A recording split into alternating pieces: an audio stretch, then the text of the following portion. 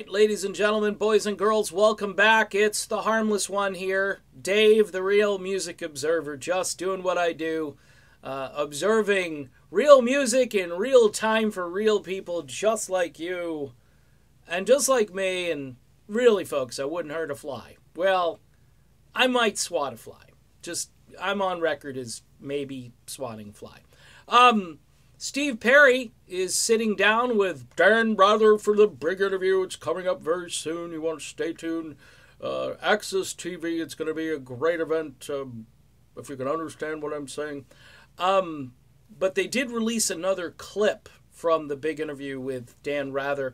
And I got to say, based on the two clips so far, Steve Perry is opening up more. He's talking more stuff. It'll be really interesting if Dan Rather pops a Journey question or two, and I'm thinking he might.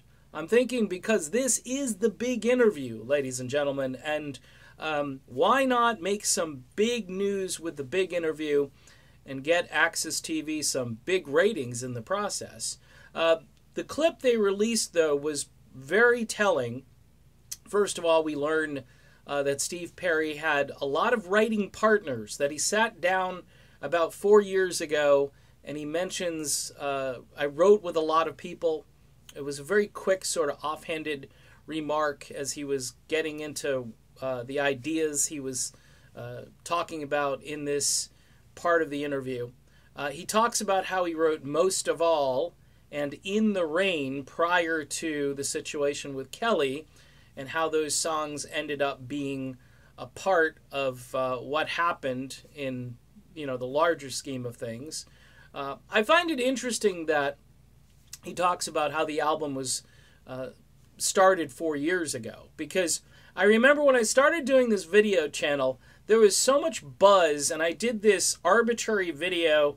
It was just one of my first uploads. It's real primitive, and I'm just like in the living room, stuff strewn about, and I'm talking about Steve Perry's return to music in 2016 or whatever it was. And there was a lot of buzz all over the internet. So maybe, some of this information started to leak out 2015. I mean, a 3-year buildup is pretty crazy. And you could feel the fans getting anxious. People saying, nah, this isn't going to happen. And then, back in August, I think, of last year, or right around that time, I started to hear, yeah, this is getting serious. And then, sure enough, in October, everything happened. But I think this is going to be a very interesting interview for Steve Perry fans. I think this will make some headlines. I think you'll see other, rock publications posting and talking about this particular interview. And even though I make fun of Dan Rather, maybe just because he's Dan Rather and he's been around for a while, people are willing to share a little bit more information. Perry seems a little less vulnerable than he seemed at the outset, at least so far during this interview, which might mean that he could, again, disclose some information. Maybe he'll go back and talk with more detail about the breakup with Journey. I'm hoping that he does, because I think everybody needs some closure. People who are fans, people who keep saying, hey, when's Steve going to get back with Journey? I mean, I don't know how many times I got that question, especially when I was on social media, and I'm like, I don't think it's going to happen.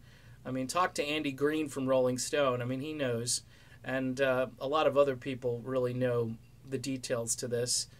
But anyway, interesting interview. Dan Rather, the big interview. Steve Perry, it's coming up in just a few days, and I'm sure there are going to be a lot of folks just, first-time viewers and subscribers to Access TV, because this looks like it's going to be pretty good. All right, so I'm done. Be back soon. I'll see you then.